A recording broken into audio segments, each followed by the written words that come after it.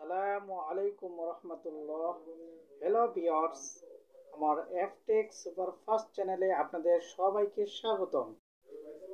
আজকে যে হেলথ টিপসটা নিয়ে এসেছি সেটা হচ্ছে কিভাবে আপনি এবং আপনার পরিবারকে ন্যাচারালভাবে ন্যাচারাল খাদ্য গ্রহণ করে কিভাবে জ্বর এবং কাশি ভালো করবেন।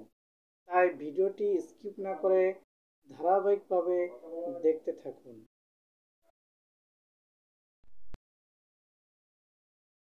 হ্যালো ভিউয়ার্স, আপনি এবং আপনার ফ্যামিলি কি ঘরোয়া পদ্ধতিতে জ্বর এবং কাশি কমাতে চান?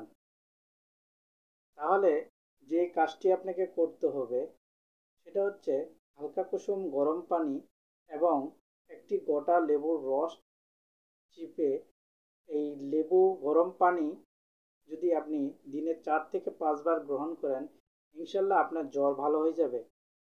তারপর যদি ভালো না হয় তাহলে যেটা কাজ পরবর্তী স্টেপে যেটা করতে পারেন, 2টা রসুনের কোয়া চিবিয়ে খায় আপনি লেবু পানি গ্রহণ করেন, ইনশাল্লাহ আপনার জ্বর ভালো হয়ে যাবে। দ্বিতীয়ত হচ্ছে আপনার কাশিও যদি ন্যাচারালভাবে যদি আপনি ভালো করতে চান, তাহলে হালকা কুসুম গরম পানির সাথে আপনি আদার রস মিক্সচার করে আপনি গ্রহণ করুন, তাহলে আপনার কাশিও ভালো হয়ে যাবে। তাছাড়াও যদি ঘরোয়া পদ্ধতি ছাড়াও যদি আপনি এত কিছু যদি না করতে পারেন, তাহলে জেনুইন সোশ্যাল এন্টারপ্রাইজের একটি প্রোডাক্ট আছে, দেখতে পাচ্ছেন, মশালা চা, জেনুইন মশালা চা। এই মশালা চাটা আপনার অনেক কাজ করে। এই মশালা চাতে যা যা আছে সেটা হচ্ছে গ্রিন টি, লবঙ্গ, পিপুল, তুলসী, আদা, গোলমরিচ, রসুন, কালো জিরা, জষ্টমধু, এলাচ, এক কথায় পাহাড়ি মশলা, অনেক ধরনের মশলা আছে এই মশালা চাটাতে।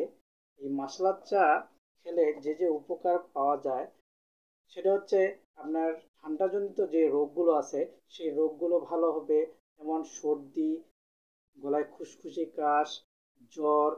যেই জ্বর আপনার অ্যান্টিবায়োটিক দিয়েও ভালো হয় না, ইনশাল্লাহ আশা আশা করা যায় যে আমাদের আহ, এই মশালা চাটা দিয়ে আপনার অনেক রোগী ভালো হয়েছে। অনেক রোগী ন্যাচারালভাবে এই মশালা চাটা গ্রহণ করে সে জ্বরও ভালো হয়ে গেছে। শুধু তাই না, আপনার পাকস্থলীর প্রদাহ দূর করবে, এমনকি রোগ প্রতিরোধ ক্ষমতা বাড়াবে, রক্ত সঞ্চালন বৃদ্ধি করবে। এক কথায় এই মশালা চাটা অনেক উপকারী। এটা খাওয়ার নিয়ম হচ্ছে এই মশালা চাতে কিন্তু আপনার সাচের সিস্টেম আছে, এরকম সাচের সিস্টেম আছে।